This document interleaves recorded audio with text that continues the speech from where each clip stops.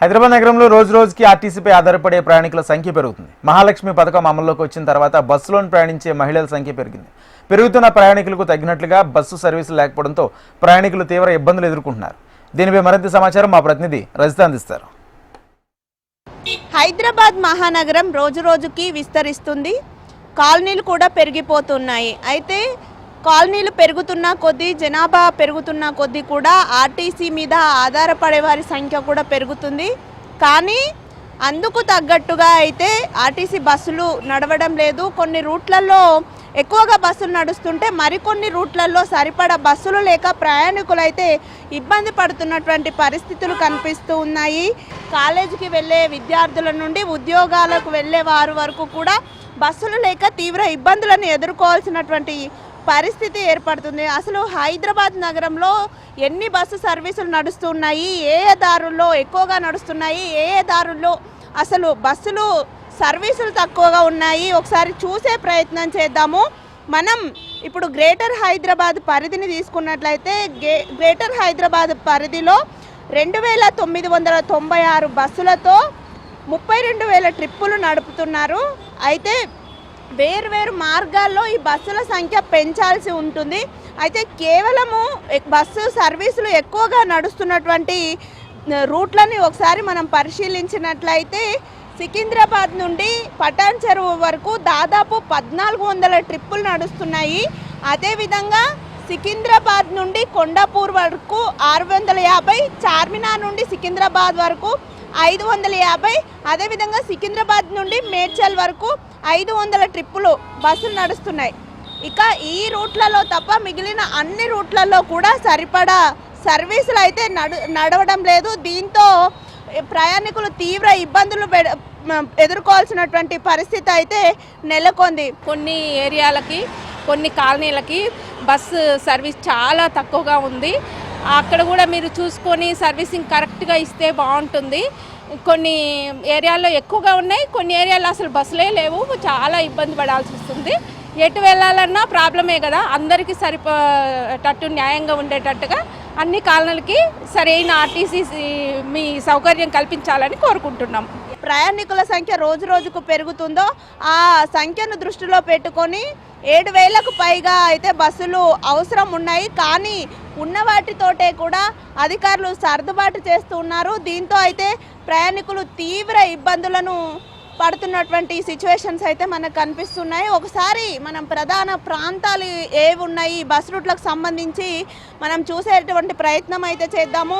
గట్కేసర్, ఇబ్రహీంపట్నం, మేడ్చల్, కుత్బుల్లాపూర్, చేవెళ్ళ, మోయినాబాద్, కొల్లూరు ఈ ప్రాంతాల్లో ఇప్పటికే వేగంగా విస్తరిస్తుంది. సిటీ అయితే పెరిగిపోతున్నటువంటి నేపథ్యంలో జనాభా కూడా పెరుగుతుంది. జనాభాకు సరిపడా బస్సు సర్వీసులు అయితే ఇక్కడ నడపడం లేదు. ఇక మహాలక్ష్మి పథకం అమలులోనికి వచ్చిన తర్వాత బస్సుల్లో, ఆర్టీసీ బస్సుల్లో ప్రయాణించేటువంటి మహిళల సంఖ్య రోజు రోజుకి కూడా పెరుగుతూ వస్తూ ఉంది. దీంతో బస్సుల్లో కూడా చూసినట్లయితే రద్దీ ఎక్కువైతుంది. తక్కువ సర్వీసులు ఉండడంతో కూడా ప్రయాణికులు తీవ్ర ఇబ్బందులను అయితే పడుతూ ఉన్నారు. సార్ చెప్పండి, ఆ బస్సులు ఎలా ఉన్నాయి? మీరు డైలీ ఉద్యోగాలకు వెళ్తూ ఉంటారు కదా, ఎలాంటి సమస్యలు ఎదుర్కొంటారు? సర్వీసులు ఏమైపోతున్నాయంటే మహాలక్ష్మి వచ్చినప్పటి నుంచి సర్వీసులు తగ్గిపోయాయి. గవర్నమెంట్ తొందరగా దీన్ని చొరవ తీసేసుకొని సర్వీసులు ఎక్కువ ఇంక్రీజ్ చేయాలని ఒక ప్రయాణికుడిగా నేను కోరుతున్నాను. ఉద్యోగులు పోయేవాళ్ళు కానీ, ఇంకా మిగతా వేరే ప్రాంతాలకు పోయేవాళ్ళు కానీ వాళ్ళు చాలా ఇబ్బంది పడుతున్నారు. సో ఎంత ఇచ్చామా అనేది ఇంపార్టెంట్ కాదు, మనం సర్వీస్ ఇచ్చామా లేదా అన్నది కూడా గవర్నమెంట్ ఆలోచించాలి. సో అందరికి బెనిఫిట్గా జరగాలని ఒక ప్రయాణికుడిగా నేను కోరుకుంటున్నాను. ఇక ఒక్కసారి మనము బస్సులు ఎక్కడెక్కడ ఎక్కువగా అవసరం ఉంటాయి తదితర దారులను తెలుసుకున్నటువంటి ప్రయత్నం చేస్తే బాలాపూర్, ఉప్పల్, ఎల్బీ నగర్, నాగోల్ ప్రాంతాల్లో మనం చూసుకుంటే నిత్యం కార్మికులు కావచ్చు, విద్యార్థులు కావచ్చు ప్రయాణాలు చేస్తూ ఉంటారు. ప్రధానంగా మిధాని, ఉప్పల్ డిపోల నుంచి అయితే ఎక్కువగా విద్యార్థులు, కార్మికులు అయితే ప్రయాణిస్తూ ఉంటారు. అయితే ఈ డిపోల నుంచి, ముఖ్యంగా మిధాని, ఉప్పల్ డిపోల నుంచి అదనంగా సర్వీసులు పెంచాలని కూడా ప్రయాణికులు కోరుతున్నారు.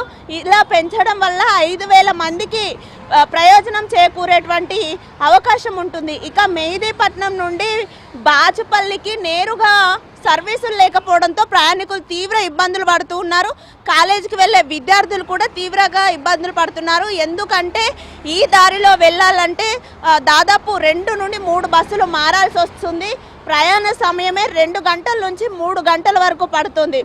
ఈ విధంగా పలు చోట్ల కొన్ని కాలనీలు కూడా మనము చూసుకున్నట్లయితే ఇటు అల్విన్ కాలనీ కావచ్చు, మియాపూర్ క్రాస్ రోడ్స్ మీదుగా కూడా బస్సులు నడపాలని ఇప్పటికే ప్రయాణికులు కోరుతున్నారు. మరోవైపు మీర్పేట సికింద్రాబాద్ రూట్లో Karman Ghat, Saroor Nagar, Kothapet, Dilsukh Nagar, RTC cross road మీదుగా కూడా బస్సులు నడిపితే ప్రయాణికులకు ఎంతో ప్రయోజనం చేకూరుతుందని కూడా ప్రయాణికులు కోరుతున్నటువంటి పరిస్థితి ఉంది. మనం కొన్ని రూట్లను గమనిస్తే అఫ్జల్గంజ్, చర్లపల్లి రైల్వే స్టేషను ఈ రూట్లో కూడా ఎక్కువగా సర్వీసులు నడపాల్సి ఉంటుంది. ఎందుకంటే ప్రయాణికులు ఎక్కువగా రైల్వే స్టేషన్కి వెళ్తూ ఉంటారు కాబట్టి ఈ రూట్లలో బస్సు సర్వీసులు పెంచాల్సినటువంటి అవసరం ఉంది. దీంతోపాటు మల్లాపూర్, నాచారం, ఎల్బీ నగర్ ఈ దారిలో కూడా బస్సులు నేరుగా చర్లపల్లి రైల్వే స్టేషన్కి వెళ్ళే రూట్ వరకు అక్కడి వరకు పెంచాల్సినటువంటి అవసరం ఉంటుంది. దీంతో పాటు